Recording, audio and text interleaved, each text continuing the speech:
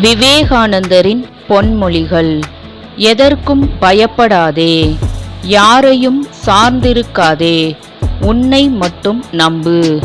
எதிர்காலத்தில் என்ன நேருமோ என்று கணக்கு பார்த்து கொண்டே இருப்பவனால் எதையும் சாதிக்க முடியாது. பிறருக்கு எவன் ஒருவன் உதவுகிறானோ அவனுக்கு கடவுளே உதவுவார். அறிவு, உள்ளம் ஆகிய இரண்டில் எதை பின்பற்றுவது என்ற போராட்டம் எழும்போது உள்ளம் சொல்வதையே நீங்கள் பின்பற்றுங்கள். ஃபுல் வீடியோ லிங்க் கீழே கொடுத்துருக்கேன் ஃப்ரெண்ட்ஸ், பாருங்க.